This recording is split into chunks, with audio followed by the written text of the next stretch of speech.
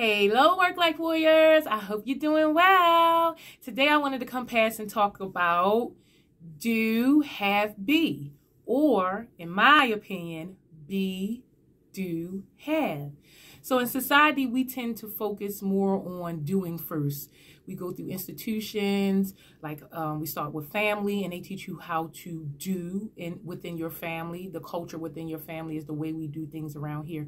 So your family teaches you how to do to serve the family, and then you move to institutions like schools and universities, and they teach you how to do to serve the school or the university or the society that we live in. And then overall, from that, you move into work, which is the largest percentage of your life, and you are taught all of the progress up until that point of everything you have learned and been educated on up until that point is to teach you how to do in your career. And so we spend a lot of our time doing. We wake up, from the moment we wake up, we do all day until it's time to go to bed. We do without really thinking about why we do. We just do. And then what we do with the resources that we get from doing is the have part. So a lot of us live in the society where materialism is a priority. And so a lot of us have a lot of things that we work hard to maintain, to get. We have a lot of things in our house. We treat things better than people. I've seen people beat their children for breaking things on accident. So they will mistreat people for things. And so having things or experiences are important, but they're not more important than being the person you would like to be. And a lot of us think that we have to do what we don't want to do to have what we want to have, to be the person we want to be. When I kind of think that that is backwards, because if you spend your whole life doing and then you take your resources to have, when do you ever get the opportunity to be?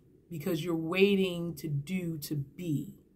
So, oh, I need to be able to do this and this and this and have, or I need to be able to do this, like get this job, get this degree, to have this level of money, to be able to be who I want to be. I want to be a boss, or I want to be a kind person, or I want to be, a servant. I want to be whatever it is that you want to be. We feel like that we have to do and have before we be. And I would like to flip that on its head, because a lot of people do and have, and they never get to be who they want to be. So what happens if you start with being who you want to be?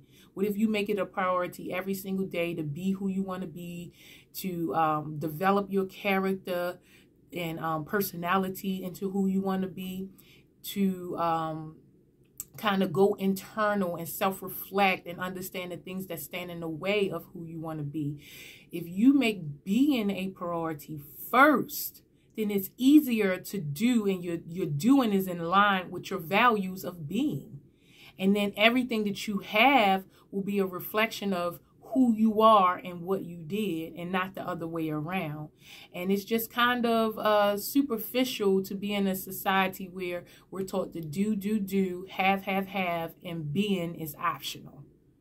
I want to live in a society where be is the priority, where people focus on their character first, character over personality. Personality is kind of just the things that you do in order to survive in this world. So we all take on things in our personality to kind of survive, but it may be against who you want to be. So I think the priority first has to be on being who you want to be, on developing yourself, on self-work, on healing, on growing, on developing.